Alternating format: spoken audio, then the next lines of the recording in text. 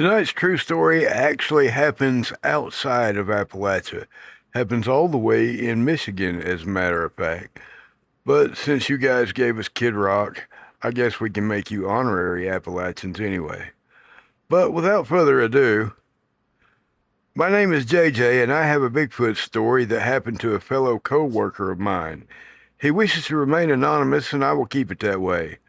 I will refer to him as Tom. This encounter happened in the early 90s. Tom went rabbit hunting with a from high school. I will call him Bob. They were both 21 years old, and they are from the state of Michigan. The guys chose a state game reserve that is located in Hillsdale County called Lost Nation State Game Area. They had hunted there numerous times before. Both were carrying hunting gear suitable for small game. Tom and Bob were walking beside a drop-off, just chatting away. They noticed everything suddenly got completely quiet, which was extremely odd because it was daytime. Neither could explain why it got so eerily quiet. Then the rotten stench kicked in. Both thought there was a decaying carcass nearby. As they looked around, they noticed movement in the woods below the drop-off below them. At first, they thought it was another fellow hunter, but it wasn't wearing any hunting reflective gear. Then they realized it wasn't a human at all. The men couldn't believe their eyes. They were looking at a Bigfoot. The creature was only around 30 feet away, just down below their position. Tom said they breathlessly watched it until it paused and turned and looked back at them. Tom said it was just as surprised to see them as they were to see it. Both guys were totally captivated by what they were looking at.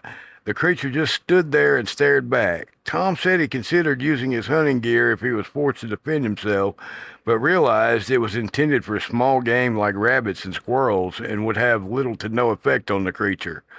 After another 30 to 40 seconds, the creature turned back around and disappeared back into the dense woods. Tom and Bob looked at each other in disbelief. Tom asked Bob, "Did you see what I saw?" Bob replied, "Yeah." Both chose to leave the area immediately. Tom has never returned to that area. I'm a retired law enforcement officer who spent 33 years on the job. I found Tom's story to be credible. I interviewed him with questions that were general in nature.